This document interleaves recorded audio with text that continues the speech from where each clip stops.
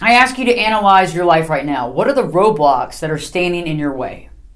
Oftentimes we see other people and their actions that can cause us harm as our roadblocks. But often our biggest roadblocks and our biggest setbacks are what? They're not created by other people, they're created by ourselves.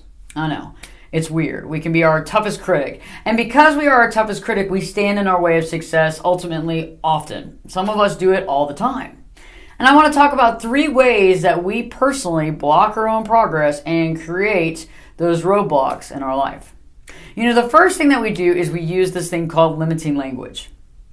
Limiting language is language in the way that we talk to ourselves and we tell ourselves that we are unable to fulfill a goal or a desire or a dream that we have the inability to accomplish what we want, that we can't, that it'll never happen, that we're not good enough, we'll never pull it off, and everybody else is smarter, better, and faster than us.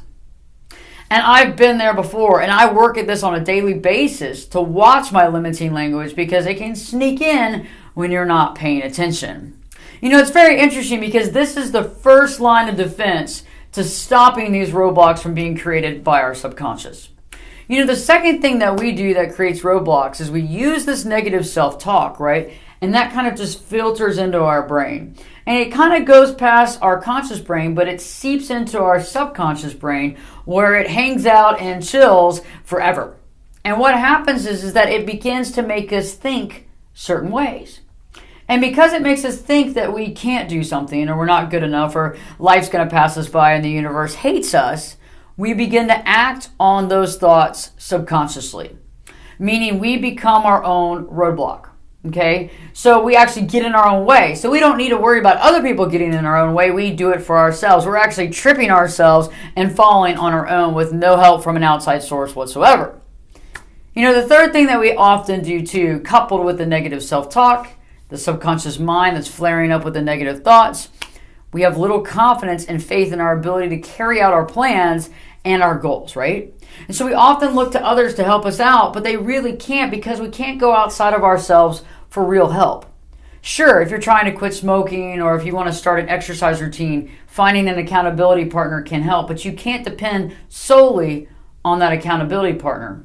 Think about it. That becomes codependence, and all of a sudden in a codependent relationship, we can't stand on our own. So how do we begin to stop creating these roadblocks in our life and move on? Well, the best thing that you can do right now is to realize when you are beginning to talk negatively, either externally or internally to yourself. And this is the first line of defense when you catch that.